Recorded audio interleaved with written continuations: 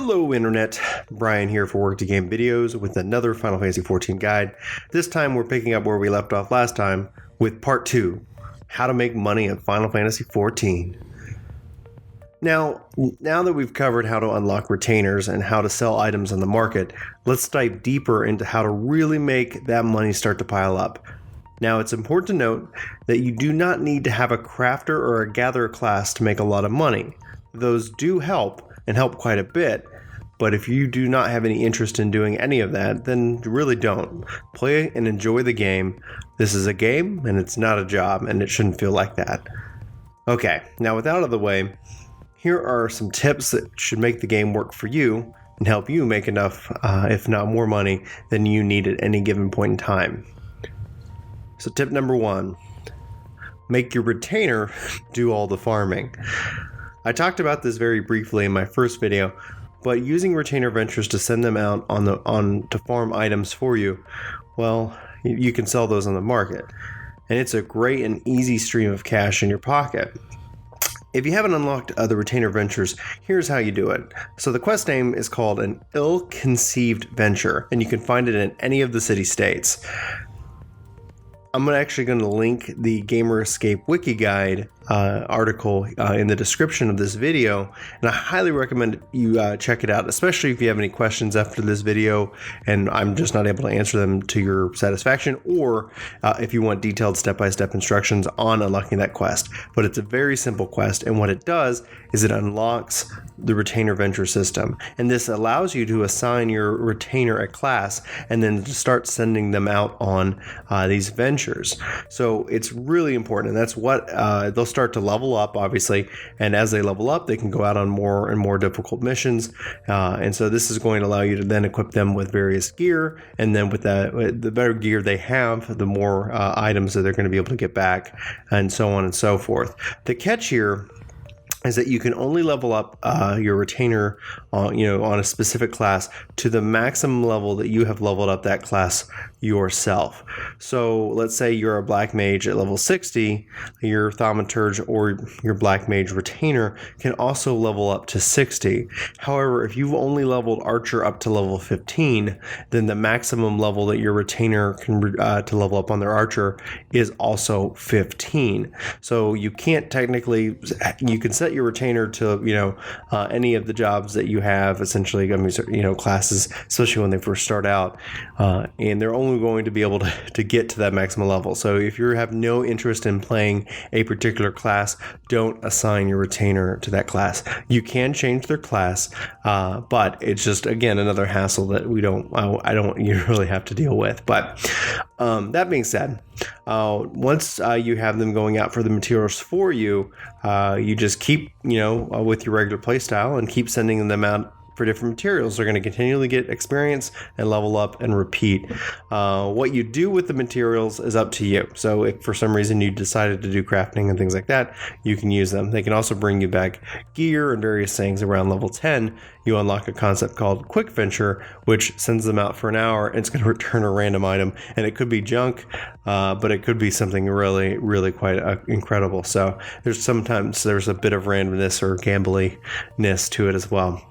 There's many ways to get ventures, and ventures is essentially the currency which allows you to send them out on missions. So Beastman Tribe Daily Quest is a good one, but another way is that as you're just running your daily dungeon roulettes and kind of playing the game, just roll on everything that is dropped, need greed, and everything you can, and you can turn those items into your grand company for seals, and you can turn those seals either into ventures, or if you're fully stocked on ventures, you can also buy crafting materials and put those crafting materials up for sale, or obviously if you were interested in crafting, could use them to craft yourself.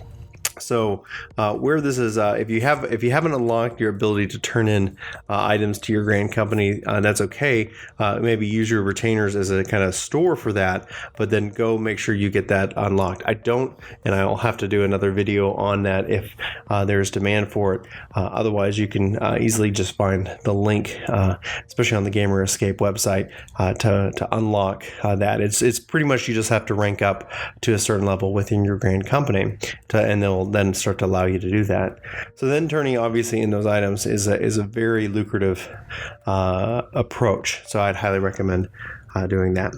All right, so number 2, take advantage of bonuses. So when you look at your duty roulettes for XP, various other things, you're going to see a bonus for adventure and need. These bonuses will fund you with quite a bit of money and help you make up a good bit of coin. It might also have you leveling a role that you aren't too familiar with, and that could actually be pretty exciting, and you might actually find that you enjoy that role. Who knows? But if it doesn't, just play the way you want to play the game. The other thing is that you can be leveling a class job on your retainer to take advantage of that way, so you won't be sharing from the same gear pool, and that can roll on items for your retainer rather than your main job. And what I mean by this is that when you're running level 60 content, if you're, let's say, playing a healer and then you just have a secondary role of tank and tank gear drops, you can roll on that, and it could be high level stuff, and if you happen to get it, you can actually give it to your retainer. And so this would prevent you and your retainer from competing for the same gear. Not so much a real big problem, but in case you're always wanting to make sure that you could try to give your retainer the best gear possible, you can go from there. Anyway, I wouldn't worry about it. All right, number 3, do your challenge log. The challenge log is a feature in the game that unlocks at level 15 with the quest up to the challenge. And this is a weekly log that will reward you for playing the game just like you already are. You'll get XP and gil for just running dungeons and voting on commendations and using the roulette system. Even sending out your retainers on ventures is going to help bring back money and XP for just doing that very thing. So, why not take advantage of it? The quest to unlock the challenge log starts in Limbs of Laminza at level 15, and it's really an awesome feature to check out. So again, it's just free money and free XP, so go check that out. Lastly, we've already kind of somewhat covered this, but by turning your items into your grain company, if you're full up and you don't need ventures, turn those in to buy those materials and put those materials on the market.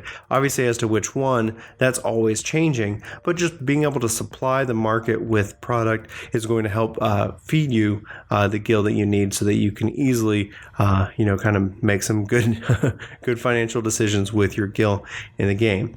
Making money on the markets is as simple as just supplying it with the right products.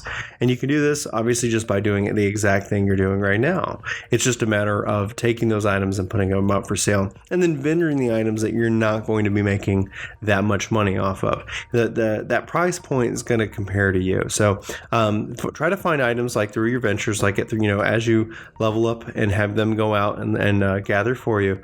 Try that you can specifically target them on particular items.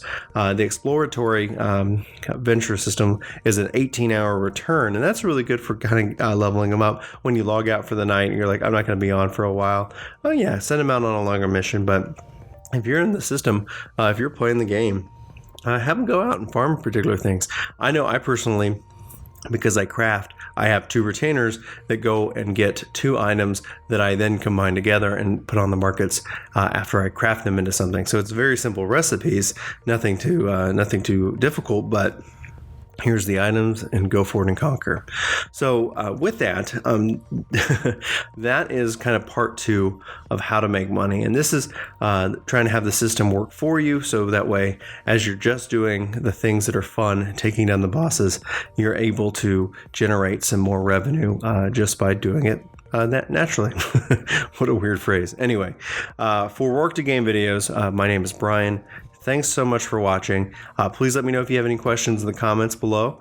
I'd love to be able to kind of direct you if you're struggling or you need clarification on any of the items we've talked about. Please subscribe to the channel and like this video for more videos as well. And then if there's anything that you particularly need a focus on that you're not able to find, or you're just kind of confused on, let me know in the comments on any of my videos. I'm happy to answer them for you, as well as if it requires enough context, I could happily put together a video and bring that to you as well. So anyway, I'm going to go and sign off. I hope you have an awesome day, and I'll talk to you next time.